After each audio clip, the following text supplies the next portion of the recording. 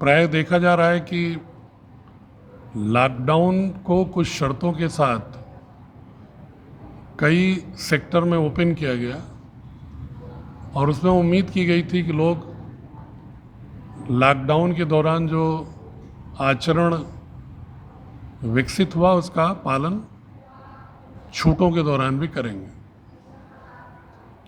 लेकिन जागरूकता और अनुनय विनय के पश्चात भी बहुत सारे लोग ऐसे हैं जो हल्के में ले रहे हैं। इसलिए बाध्य होकर उत्तर प्रदेश कोविड-19 विनियमावली 2020 के अंतर्गत अपराधों के उल्लंघन करने पर एफआईआर के अलावा जो शमन शुल्क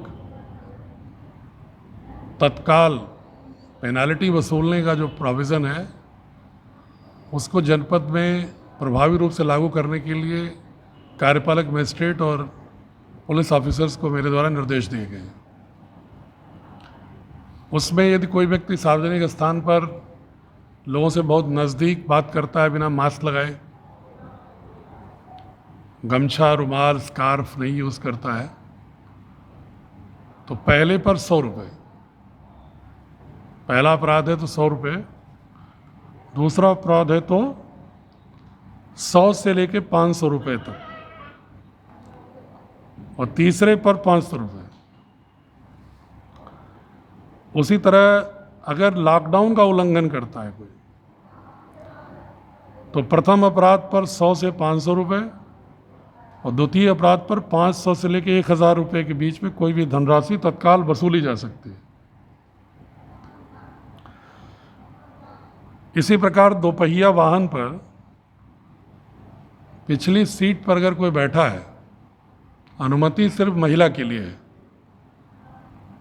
अगर कोई महिला के अलावा कोई बैठा है तो उसके भी तत्काल प्रथम अपराध पर 250, द्वितीय पर 500 और तृतीय पर 1000 रुपये, और तृतीय अपराध के बाद भी अगर मिलता है तो उसका ड्राइविंग लाइसेंस निलंबित होगा। उसी तरह जो सार्वजनिक स्थानों पर थूकने और लॉकडाउन के उल्लंघन करने पर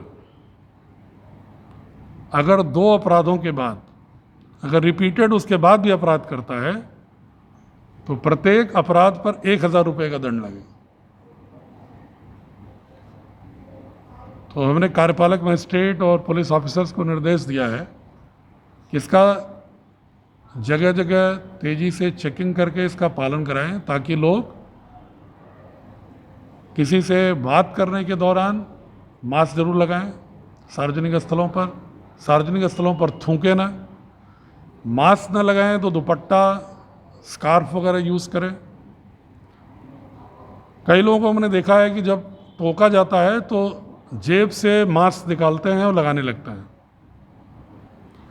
मैं जनपद के लोगों से अनुरोध कर रहा हूँ एज ए गार्जियन, ये कोई पुलिस के डर से या मजिस्ट्रेट के डर से अगर आप सामने लगाते हो तो ये क्या प्रदर्शित करते हो? क्या अपने स्वास्थ्य के साथ खिलवाड़ करना चाहते हो? आपको एहसास नहीं है कि 2 मीटर की दूरी से अगर कम पर कोई दूसरा व्यक्ति खड़ा है तो आप जरूर गमछा, स्कार्फ, दुपट्टा लगाएं।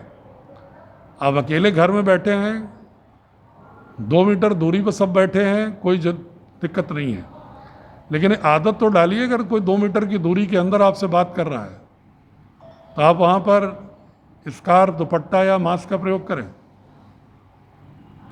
और ये जो पेनाल्टी की व्यवस्था है ये आपके स्वास्थ्य के लिए आपको आचरण में नियम को लाने के हिस्से के रूप में, रणनीति के रूप में है।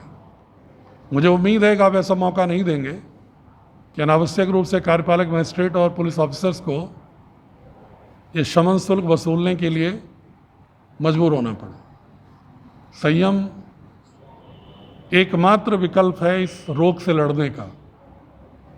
जानते हैं कि जिस रोग के लिए कोई वैक्सीन नहीं है उसका एकमात्र सस्ता इलाज है कि बातचीत में दूरी बनाए रखो, हाथ की सफाई का ध्यान रखो और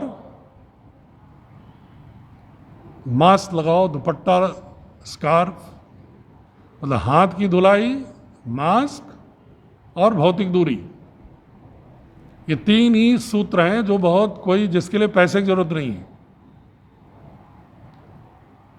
इसका पालन कर लेंगे तो जिंदगी बचा पाएंगे। नहीं पालन कर पाएंगे तो वैक्सीन बनी नहीं है, आपके अंदर की एंटीबॉडीज आपको ठीक कर लेंगी। बाकी चीज़ें बिना वैक्सीन आए हुए कोई गारंटी डॉक्टर नहीं ले सकता। लेकिन अगर आपने भौतिक दूरी रख ली, भौतिक दूरी के साथ साथ बातचीत में मास्क का प्रयोग कर लिया और हाथ की धुलाई समय समय पर करते रहे और बिना सफाई के मुंह, नाक और आँख को नहीं छुए, तो आप लड़ाई जीत लेंगे। ये मेरी गुजारिश है।